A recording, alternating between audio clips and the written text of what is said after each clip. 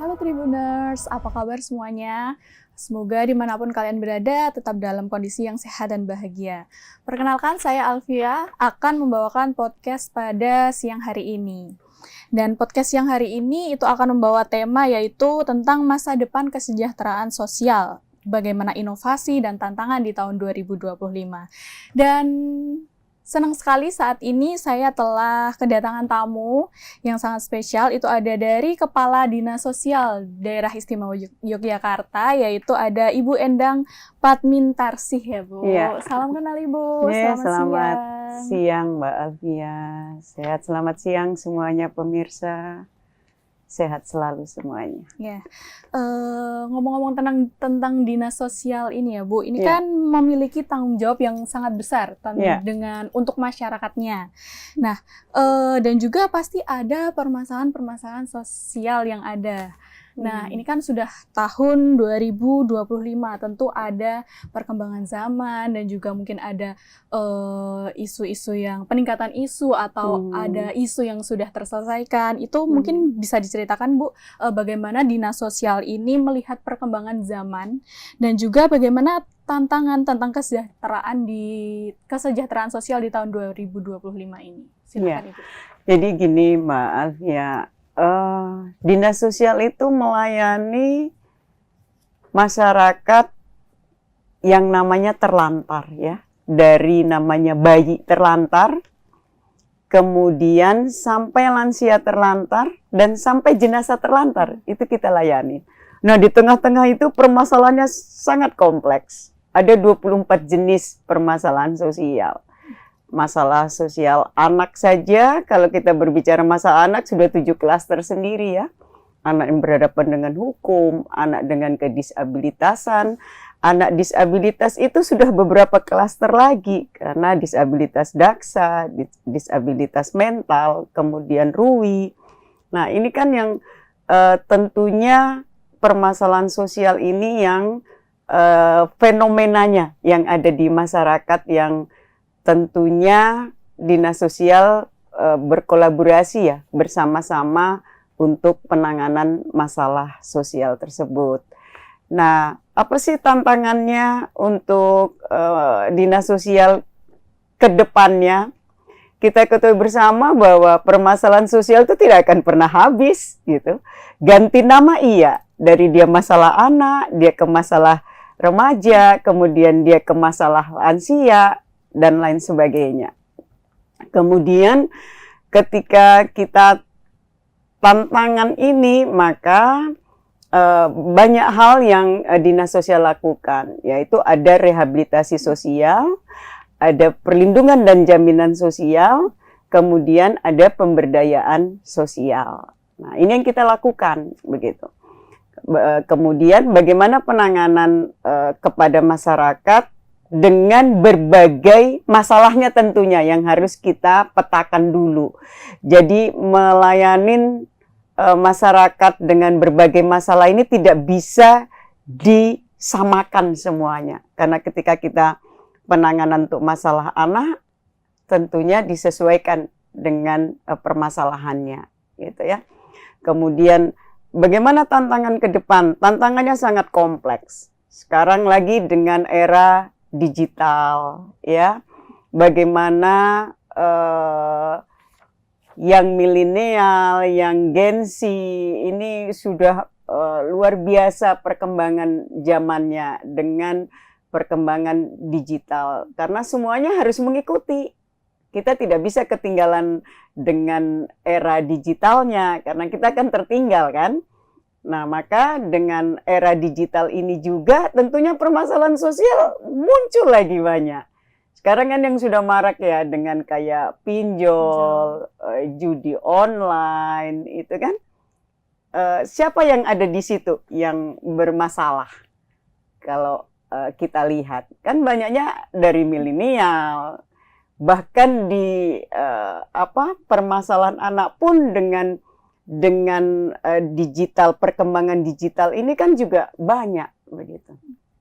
Bagaimana sekarang juga dengan pola asuh keluarga, ya, anak-anak bayi sekarang itu kalau diam ketika dia nonton film ya, diputarin sama ibunya gitu kan, dia diam. Padahal dari sisi pendidikan, dari sisi pertumbuhan otaknya itu kan juga tidak baik untuk usia yang belum seharusnya.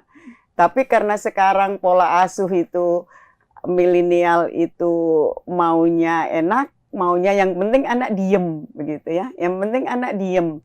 Jadi diputarin film. Nontonlah dia sepuasnya dengan HP tadi atau tab atau apalah yang lainnya.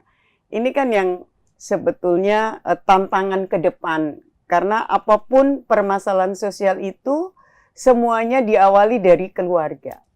Dari pola asuh. Karena kita berbicara misalkan permasalahan anak.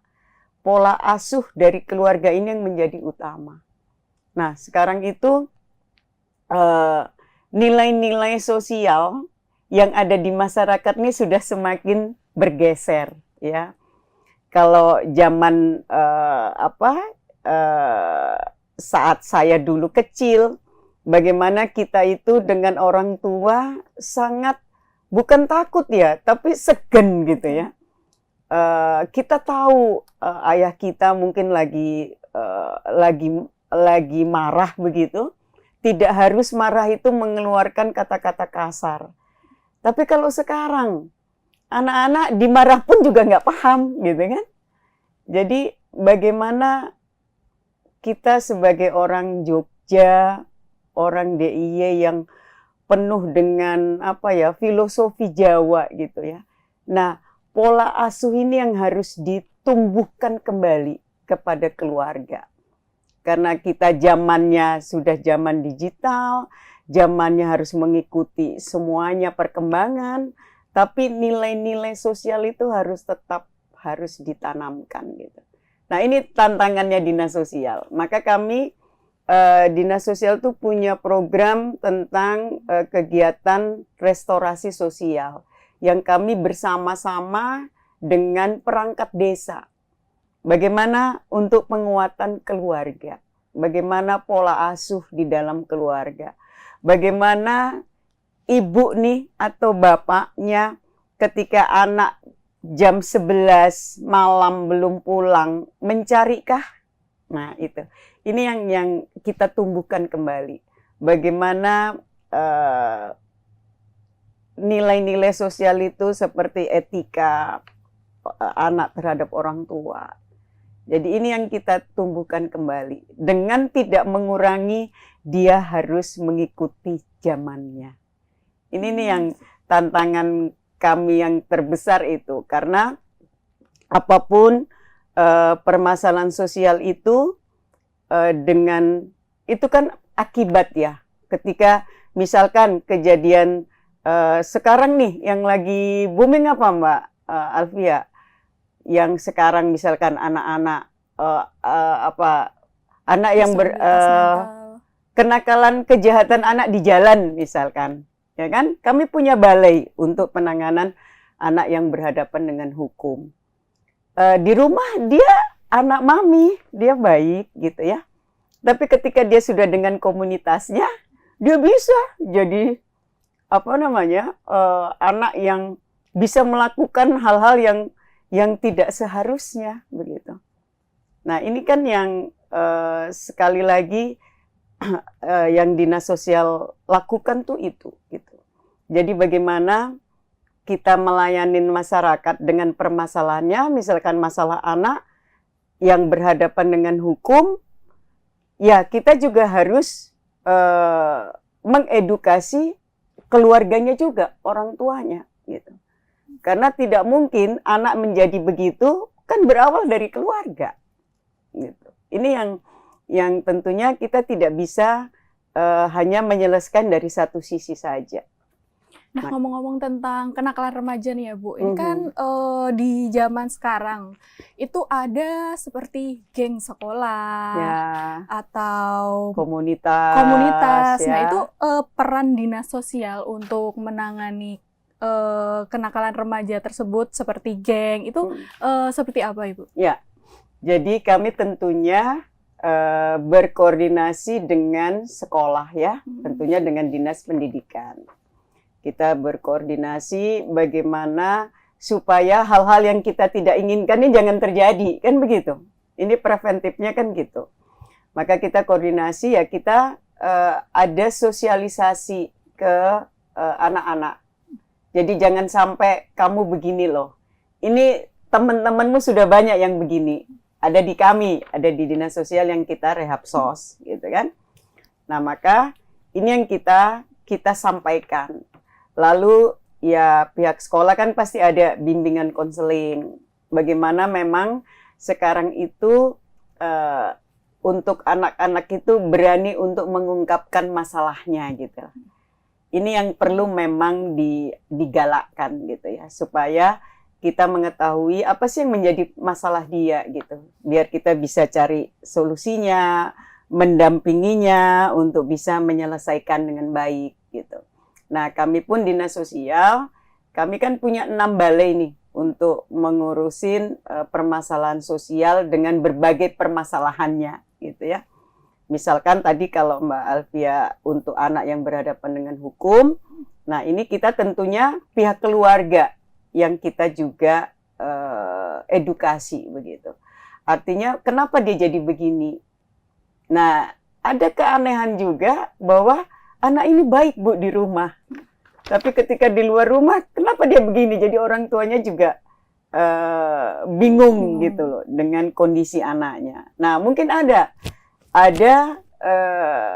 masalah anak yang tidak bisa dia ungkapkan di keluarga begitu.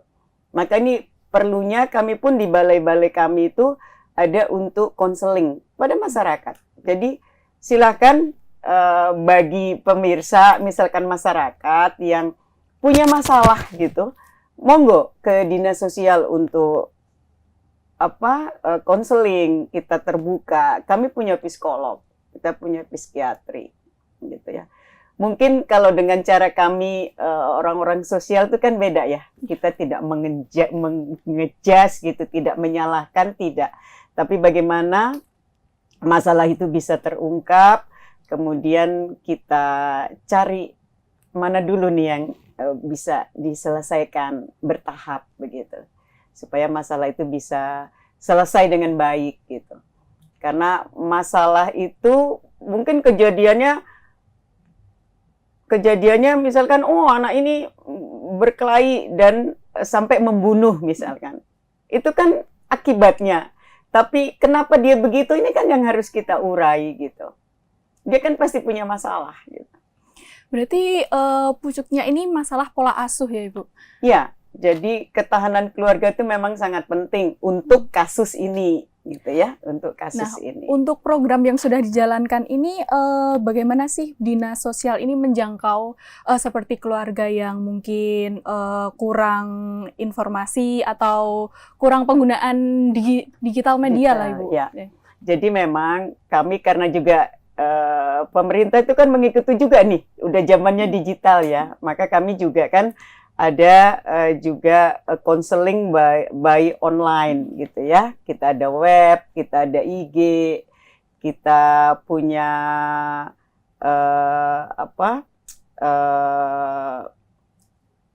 akses untuk menyampaikan permasalahan. Baik itu juga masih ada juga yang dia ingin bertemu langsung gitu. Jadi ke kantor kami siap selalu terbuka untuk itu gitu ya. Terbuka untuk itu. Di balai-balai kami juga terbuka untuk itu karena lokusnya yang terdekat dengan masyarakat gitu ya. Jadi untuk sebagai untuk konseling bisa, untuk menyampaikan permasalahannya juga yang lain, monggo. Jadi ini juga kami sekaligus menginformasikan agar permasalahan sosial itu bisa kita kecilkan gitu ya, supaya tidak timbul masalah-masalah yang lainnya lagi. Gitu. Baik Ibu. Nah, ngomong-ngomong tentang isu yang telah dipetakan itu ya Ibu. Nah, untuk saat ini itu isu yang tertinggi di daerah istimewa Yogyakarta kita ini isu apa ya Ibu? Ya, Jadi saya tuh kan nanganin tentang anak dengan kedisabilitasannya ya. Nah ternyata di DIY ini data disabilitas intelektual itu tinggi gitu ya. Nah ini kan berat gitu ya. Disabilitas intelektual ini kan yang memang benar-benar bagaimana anak ini bisa mandiri gitu ya. Mandiri itu bukan bayangannya mandiri dia terus bisa apa-apa sendiri, dia bisa bekerja, enggak. Mandiri dalam arti mengurus dirinya sendiri dulu gitu. Karena disabilitas mental ini kan kejiwaan. Nah, ini yang tentunya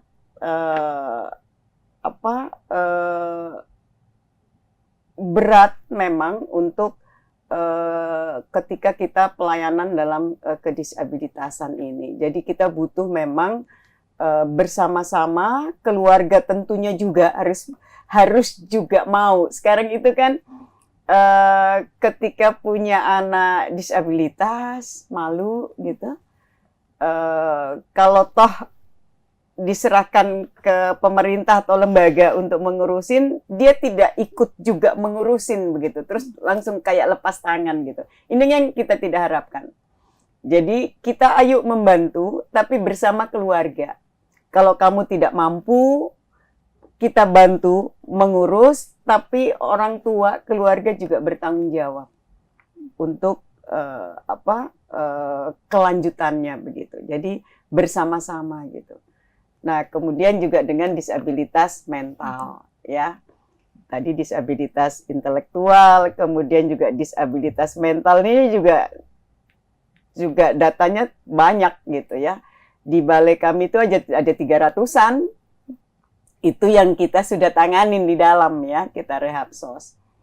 Nah, ini kan juga anak ini kan aset ya. Kan nggak mungkin dia itu hidup begitu terus begitu. Maka kami ada inovasi untuk penanganan disabilitas mental ini gitu. Disabilitas mental ini kan gangguan jiwa ya. Jadi kami medis bersama rehab sos ini jalan bareng gitu. Dan bagaimana supaya mereka juga bisa mandiri, kita dengan inovasi pemberdayaan disabilitas psikososial ini berbasis masyarakat. Nah, berbasis masyarakat ini kita libatkan bersama masyarakat supaya masyarakat juga bisa menerima yang disabilitas mental yang kita rehab sos ini, dan yang disabilitas mental ini juga bisa sudah bersosialisasi dengan masyarakat. Maka ini yang kita lakukan. Nah, terbukti bahwa pengakuan itu sangat penting gitu. Mereka diakui keberadaannya di masyarakat, mereka juga jadi percaya diri, mereka bisa bersosialisasi, dan sekarang itu mereka sudah ada yang bisa bekerja dengan perusahaan gitu ya. Jadi tidak ada kata disabilitas mental itu tidak bisa sembuh. Bisa. Saya bersikeras bilang bisa, asal kita bareng dari sisi medis dan dari sisi rehab sosnya kita bareng. Dan ini kita lakukan, inovasi-inovasi yang kita lakukan. Dan ini sudah menjadi role model nasional pelayanan disabilitas psikososial berbasis masyarakat. Jadi role model nasional programnya begitu. Nah, ini yang kita terus kembangkan. Harapan saya anak-anak itu punya masa depan. Mereka dengan kelebihannya semuanya punya masa depan, bisa bekerja, bisa mengurus minimal dirinya sendiri, dia bisa hidup begitu, dan juga bersama keluarganya. Jika masih ada keluarga. Baik, berarti dari beberapa pernyataan tadi kan masalah remaja ya Ibu yang saat ini masih banyak dihadapi, Ya, masih permasalahannya. menjadi permasalahan. Iya. Nah, untuk selain remaja nih Bu, apakah ada isu lain yang saat ini masih jadi seperti tantangan terberat untuk dinas sosial? Iya. Lanjut usia terlantar. Iya. UHH kita DIY tertinggi kan kita. Lalu lansianya semakin banyak begitu ya. Nah, ini kan tantangan nih. Nah, maka bagi lanjut usia yang potensial nggak masalah gitu ya. Tapi bagi lanjut usia terlantar dan tak berdaya, nah ini kan yang harus kita lindungi. Maka kita ada program jaminan sosial lanjut usia, ya, selamanya untuk di DIY. Jadi kita memberi bantuan dia 300.000 untuk kebutuhan dasar.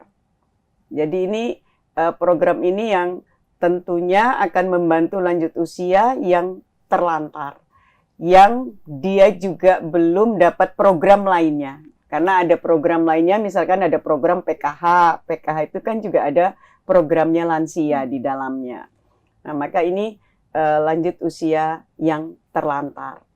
Nah, dia tidak punya skill, dia tidak punya penghasilan, dia tidak punya pendidikan. Nah, maka ini yang harus pemerintah harus hadir begitu. Nah, ini Bapak Gubernur dengan kebijakannya untuk memberi bantuan lanjut usia terlantar selamanya. Kemudian diharapkan lanjut usia ini bisa hidup sehat dan bahagia begitu ya, karena tingkat lansia ini kan juga harus dihormati, sama-sama punya punya hak begitu. Nah, ini yang program-program kami Dinas Sosial untuk bagaimana melayanin para lanjut usia yang terlantar yang belum mendapatkan program-program lainnya. Baik. Kalau terkait untuk tingkat kesulitan untuk menghadapi itu, misal kita lebih mudah menjangkau remaja atau malah menjangkau lansia, gitu Ibu, menurut Ibu Ya. paling kita itu kan punya sumber daya ya, potensi sumber kesejahteraan sosial atau PSKS yang ada di wilayah. Kita punya Karang Taruna, kita punya TKSK, Tenaga Kesejahteraan Sosial tingkat kecamatan. Kita punya petugas sosial masyarakat PSM yang ada di desa-desa semua. Maka kekuatan modal sosial ini yang kita bareng lakukan. Maka pendataan, bagaimana pendekatan ke masyarakat. Kan ada juga yang mungkin mau lapor takut, mungkin mau curhat, mau menyampaikan masalahnya, dia takut kalau dia miskin misalkan, tapi kok belum masuk data misalkan, tertinggal dari Pak RT, Pak RW-nya, Pak Dukuhnya mungkin. Nah, ini kita punya Karang Taruna, punya TKSK, punya PSM di wilayah. Ini yang membantu untuk bagaimana memberi akses mereka supaya mereka mendapatkan program-program dari pemerintah gitu. Dan kita juga punya sistem data Manunggal Raharja. Jadi kita punya sistem MR ini untuk bagaimana melakukan penyepadanan data. Yang penting data itu yang bersangkutan harus ber-NIK. Maka Dinas Sosial sudah bekerja sama dengan Dukcapil untuk semua masyarakat harus punya NIK gitu ya. Karena banyak kejadian NIK itu masih double-double gitu ya. Jadi ada yang terima bansos sudah meninggal, pas ada bansos dia hidup lagi ya. Kan gitu. Jadi ini yang sudah tidak mungkin terjadi karena kita sudah punya sistem MR untuk bagaimana menyepadankan data double, menyepadankan data yang sudah meninggal, menyepadankan data yang penerima bantuan double-double. Ini kita udah bisa memetakan itu lewat Manunggal Raharja ini. Maka inovasi-inovasi ini yang kita lakukan untuk bagaimana supaya pelayanan kepada masyarakat itu bisa tepat sasaran dan tepat manfaat. Baik, oke Ibu.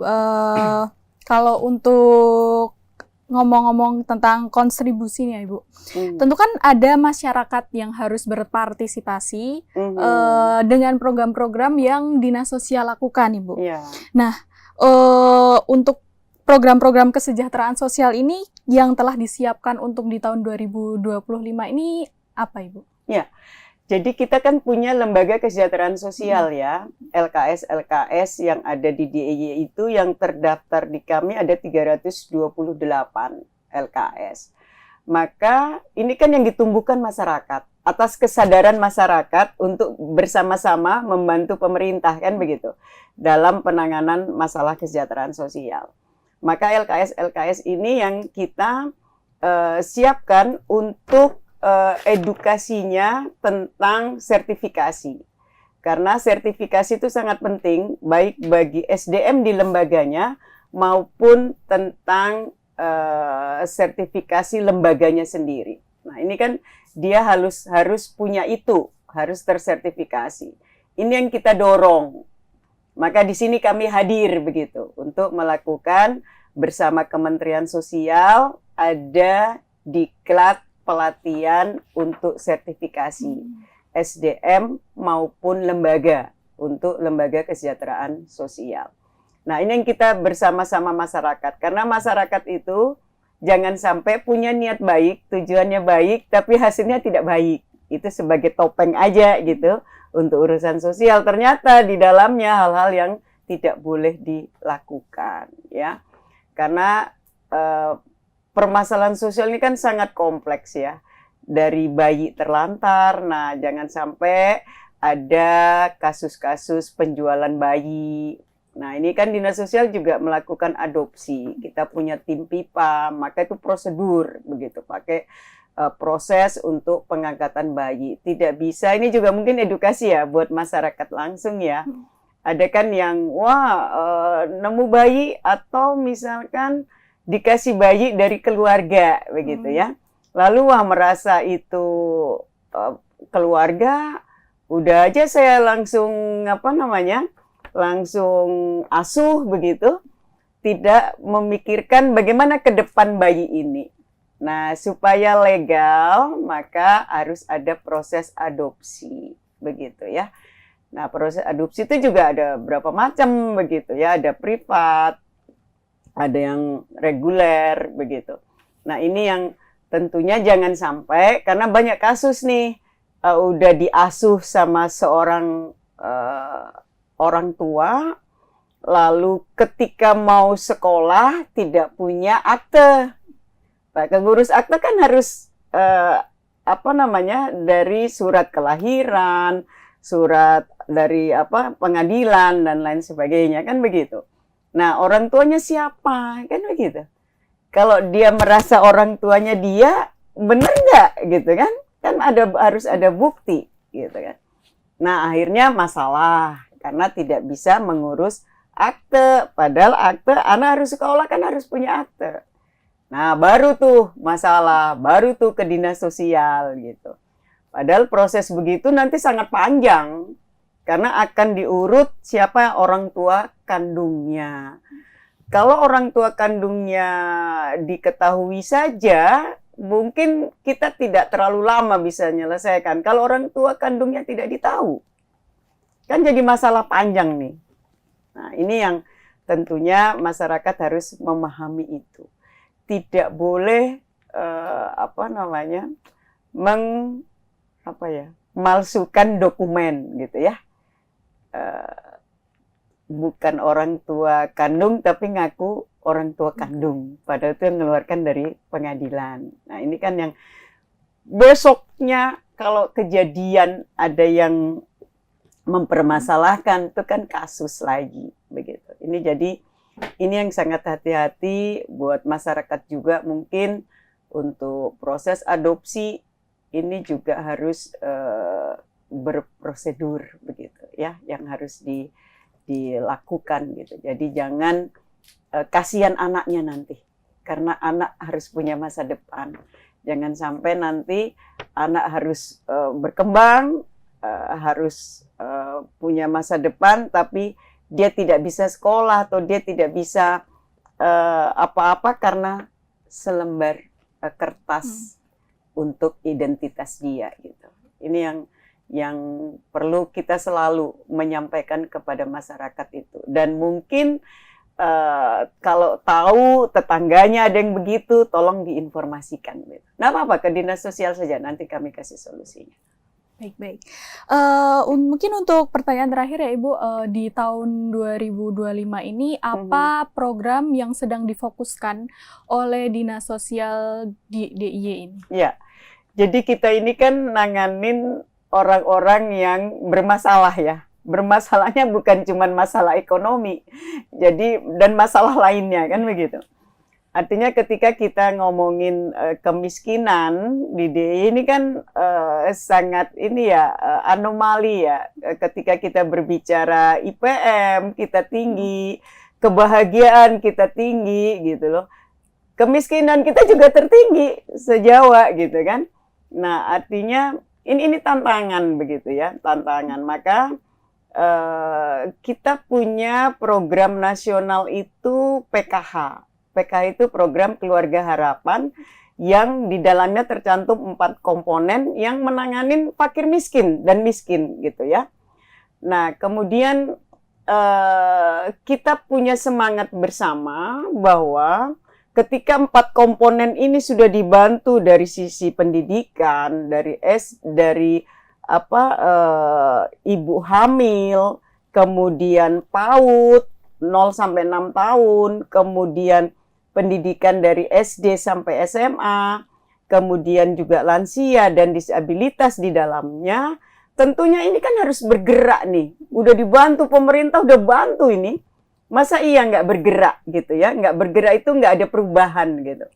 Nah, maka semangat kami ini di awal 2025 ini, kami asesmen pendataan semuanya, kaitannya penerima PKH, ini yang bisa graduasi atau dia sudah mampu, dia sudah keluar dari PKH ini berapa gitu ya. Ini yang kita petakan begitu.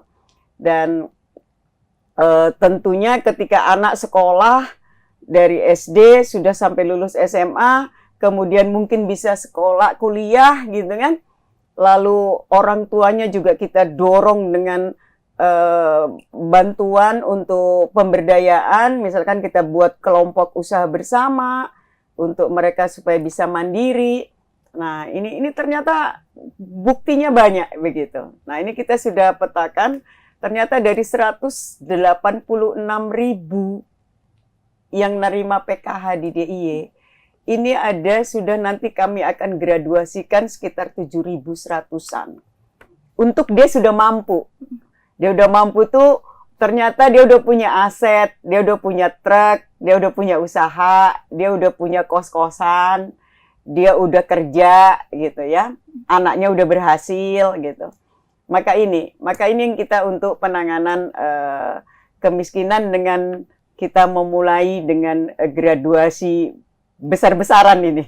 Besar-besaran dalam arti bukan hanya sekedar dia graduasi, dia mampu, tapi ini benar-benar mampu. Maka tentunya dengan fenomena ini juga, berarti ini kan masalah mental juga kemiskinan di DIY. Ya kan? Betul sekali. Masalah mental. Artinya ketika dia memang tidak miskin, tanpa kita minta dia graduasi, harusnya dia sudah, Bu, saya sudah nggak pas loh nerima bantuan ini. Udah kasihkan ke yang lain karena saya sudah mampu. Harusnya kan begitu. Tapi ini saya harus dengan cara saya paksa. Saya harus dengan cara saya paksa bahwa kamu udah mampu loh. Malu loh. Dilihat orang kamu udah mampu, kemudian kamu ngakunya tidak mampu. Nah ini, jadi masalah mental juga. Nah maka kita itu dengan dinas sosial bersama masyarakat, perangkat desa, untuk bagaimana menumbuhkan budaya malu kita lewat restorasi sosial tadi. Saya punya kegiatan restorasi sosial. Ini bagaimana menumbuhkan budaya malu kepada masyarakat. Bahwa nek saya nggak miskin, ya jangan ngaku miskin gitu. Tapi kenyataan yang ada, dia malah bangga dengan kemiskinannya gitu ya. Kalau mau dikeluarkan dari data DTKS, dia marah-marah gitu ya. Nah ini harapan saya, kita mulai di awal ini semangat 2025, bagaimana rasa rasa rasa itu kita tumbuhkan kembali, nilai-nilai sosial tadi. Bagaimana rasa gotong royong, rasa ingin bantu orang, rasa malu nek mampu tapi ngakunya miskin. Ini yang harus kita gembleng, kita harus tumbuhkan kembali supaya kita ini program-program ini bermanfaat. Ini kan sudah bermanfaat nih PKH nih. Sudah bermanfaat bagi 186.000 sekian ya di DIY. Kemudian kita akan graduasikan 7.100-an. Dan 7.100 ini nanti jadi contoh. Ini loh, berhasil kemarin dengan dia fakir miskin, sangat miskin waktu itu. Kemudian dia bisa naik kelas sampai ke dia jadi tidak miskin gitu. Nah, maka yang masih sisanya ini masih rentan. Dia udah punya usaha, tapi dia masih perlu didorong. Nah, ini kami yang masih harus dampingi terus. Supaya dia naik lagi, supaya tidak miskin begitu.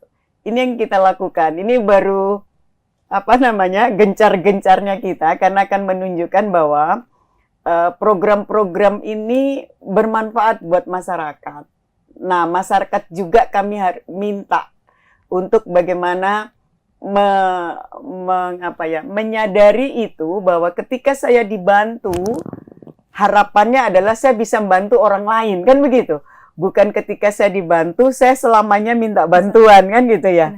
Nah, ini yang harus kita edukasi terus kepada masyarakat. Ini saya juga melalui kesempatan ini, tentunya masyarakat ya saya minta bantuannya untuk melapor ke kami langsung tidak apa-apa. Ketika menyampaikan bahwa, Bu, di sebelah saya itu sudah kaya loh, Bu. Dia tapi dia masih nerima PKH atau dia masih nerima bansos. Nggak apa-apa. Tapi sampaikan ke saya untuk lengkap. Ada nama, ada nomor KTP gitu ya, NIK tadi. Karena itu untuk saya olah di MR saya, Manunggal Raharja saya, data untuk menindaklanjuti. Karena kalau tidak begitu, saya tidak akan temukan orangnya. Gitu. Nah, ini yang saya minta juga informasi-informasi dari masyarakat. Jangan malah menyembunyikan begitu. Tentunya ini masalah kemiskinan secara umum ya, dari sisi ekonomi. Kemudian juga masalah sosial yang misalkan pelecehan seksual, tindak kekerasan terhadap anak atau perempuan. Banyak yang datang ke kami, ke balai kami itu, seorang anak hamil, seorang anak akan punya anak, yang nganter ibu kandungnya.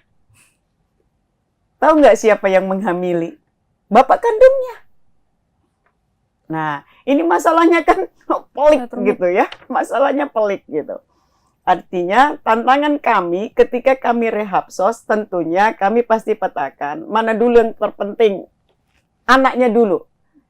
Anaknya dulu yang penting. Jangan sampai dia trauma, psikososialnya terganggu, lalu dia malah mungkin menggugurkan kandungan atau bunuh diri. Ini kan yang kita amankan dulu. Kita adakan perlindungan sosial dulu, kita amankan dulu. Orang tuanya juga nanti kita rehabsos begitu.